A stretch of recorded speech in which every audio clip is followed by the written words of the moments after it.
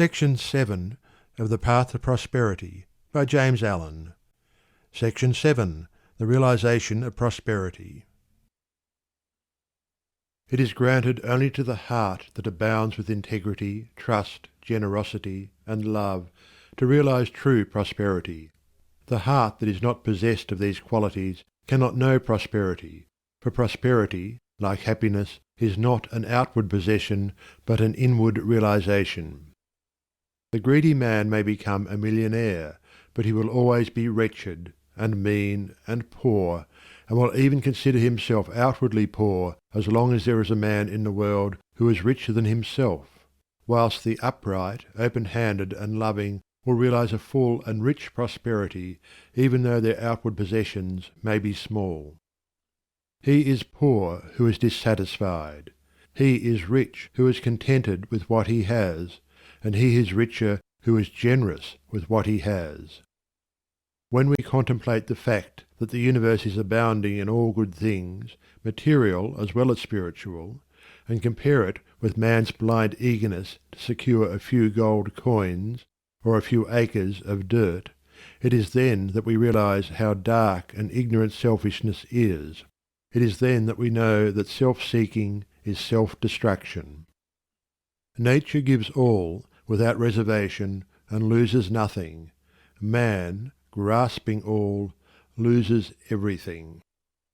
If you would realize true prosperity, do not settle down, as many have done, into the belief that if you do right, everything will go wrong. Do not allow the word competition to shake your faith in the supremacy of righteousness.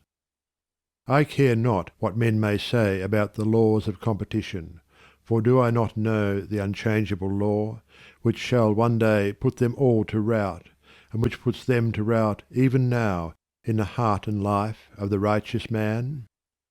And knowing this law, I can contemplate all dishonesty with undisturbed repose, for I know where certain destruction awaits it. Under all circumstances do that which you believe to be right, and trust the law.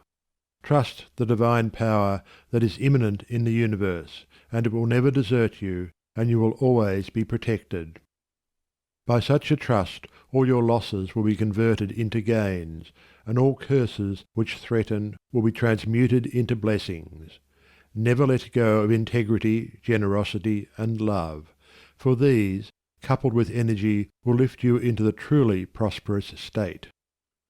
Do not believe the world when it tells you that you must always attend to number one first, and to others afterwards.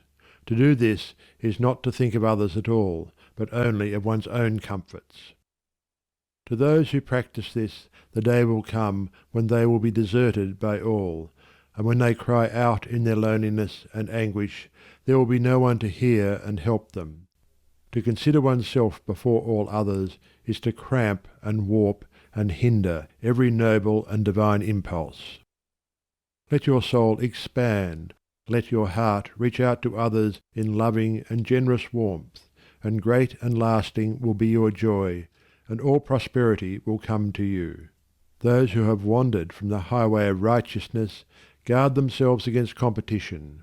Those who always pursue the right need not trouble about such defence. This is no empty statement.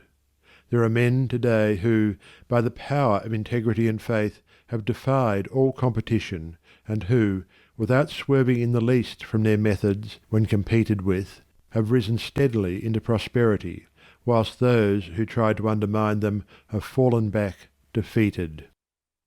To possess those inward qualities which constitute goodness is to be armoured against all the powers of evil, and to be doubly protected in every time of trial.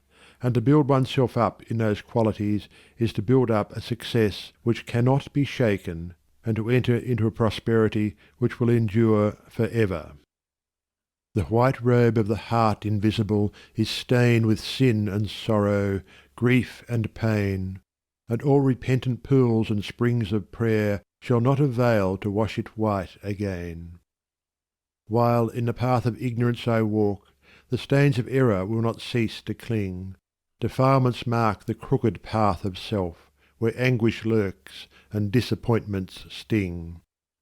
Knowledge and wisdom only can avail to purify and make my garment clean, for therein lie love's waters, therein rests peace undisturbed, eternal, and serene.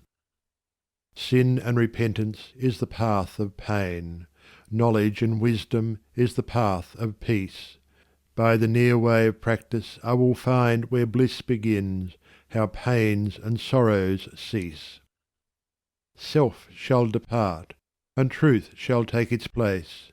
The changeless one, the indivisible, shall take up his abode in me, and cleanse the white robe of the heart invisible. End of section 7. End of The Path to Prosperity by James Allen. Recording by Algie Pug.